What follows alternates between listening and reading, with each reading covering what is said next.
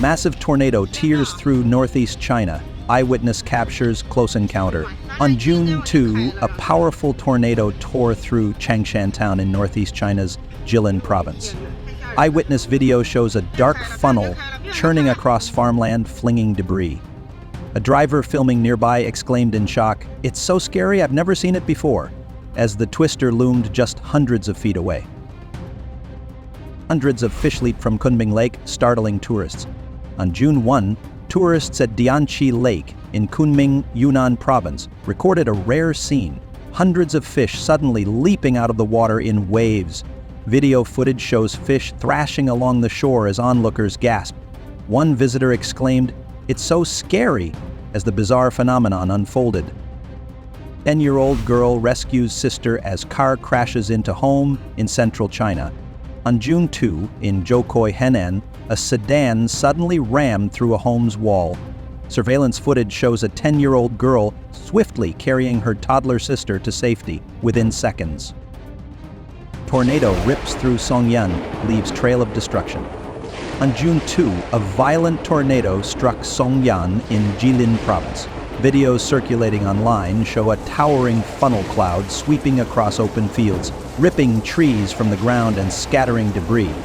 Locals filmed rooftops being torn off and power lines downed, capturing the storm's rapid and forceful advance. Luxury SUV goes wild outside bar in Shanxi, pedestrians flee.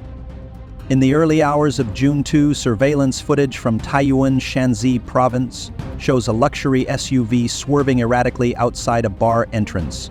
The vehicle revs loudly and veers close to the sidewalk as startled pedestrians scatter. Several bystanders can be seen dodging the car in panic to avoid injury. Erupt fills 490-foot cave in Zhangjiajie, raising outcry over environmental oversight. A massive sinkhole in Sili County, Zhangjiajie, Hunan province, measuring nearly 490 feet deep, was recently discovered packed with years of garbage. Video from the site shows towering heaps of waste, with some piles reportedly as high as a 7-story building. Cleanup crews removed 2.7 tons of trash over 7 days, but many fear it's only a fraction of what remains. A 2015 water bottle pulled from the cave suggests illegal dumping has occurred for nearly a decade. Netizens questioned how such a large-scale issue went unnoticed in a region known for international tourism.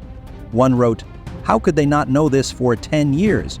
Another added, "Typical inaction. Those polluting the environment should be held responsible." The incident has triggered public concern over local environmental management. Critics are calling it both an ecological disaster and a sign of regulatory failure, with mounting pressure for accountability from local authorities. Rare pink auroras light up skies over northern China after solar flare. Between June 1 and 2, residents across northern China witnessed a rare celestial event, pink and purple auroras shimmering across the night sky. Video clips from cities including Jiamusi, Daqing, and Heihe in Heilongjiang, as well as parts of Inner Mongolia and Qingyuan in Shanxi, captured vibrant waves of color rippling above the horizon. Some observers waited overnight with cameras and tripods using time-lapse photography to document the phenomenon. "I photographed the aurora in June and it was pink. It's unscientific," one viewer remarked. According to a June 1 announcement from China's Meteorological Administration, a moderate M8.1 solar flare erupted on May 31, triggering a geomagnetic storm that likely caused the auroras to become visible far south of their usual polar range. The rare light show sparked widespread online excitement, with many describing the event as both surreal and historic. Man detained after rushing Tiananmen flag area ahead of June 4th anniversary. In the early hours of June 2, a man dressed in black broke into the restricted flag-raising zone at Beijing's Tiananmen Square. Video from the scene shows security personnel swiftly subduing and arresting him within seconds. The square had been under heightened surveillance ahead of the politically sensitive June 4 anniversary. Footage captured an intense response, with officers reacting as if confronting a major threat, Barriers were quickly reinforced and bystanders kept at a distance. The identity of the man has not been officially released. According to a post on the X platform by user Luo Xiang, the individual was reportedly a college student frustrated over unemployment. He allegedly planned to shout pro-democracy slogans at the flag platform, but was stopped before he could act. The Chinese government has not issued a public statement. As of now, online discussion around the incident is being rapidly censored across major domestic platforms. Harvard grad's speech sparks debate in China over privilege and idealism. The graduation speech of Jiang Yiram, a Chinese student at Harvard University, recently trended on 10-cent platforms, drawing mixed reactions. In her speech, Jiang spoke of justice and the values of a Harvard education. Netizens quickly dissected her remarks, calling them idealistic, detached from reality, and empty. Some users investigated her background, alleging ties to a powerful family, raising doubts about the authenticity of her message. Screenshots of her speech circulated widely, while debates flared over whether her call for justice aligned with her elite upbringing. The controversy has sparked broader questions about privilege, voice, and representation in China's global diaspora. Wage dispute hits major construction site in Changsha. Migrant workers speak out. On June 2, a labor dispute emerged at the Yurun Rufu project in Changsha, Yunnan province, involving the third company of China Construction 5th Engineering Bureau. A blogger claimed that wages for migrant workers, covering February to April, had not been fully paid. Only partial payment was made in May. In a video post, the worker said he and 3 others traveled to Changsha for the job, but were left unpaid. The site is located on Shawan Road.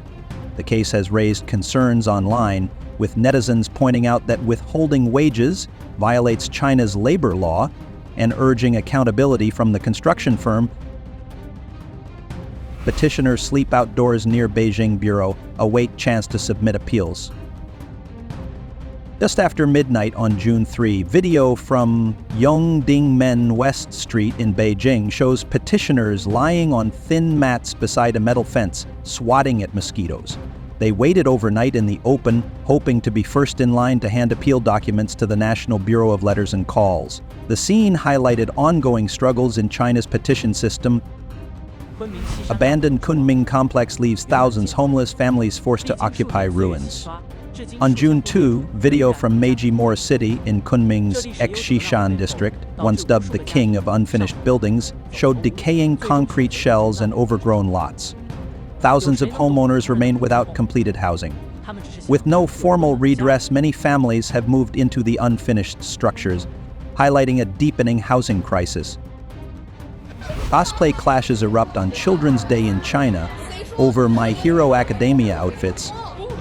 Around June 1st, Children's Day celebrations in China were marred by several altercations targeting cosplayers dressed as characters from the Japanese anime My Hero Academia.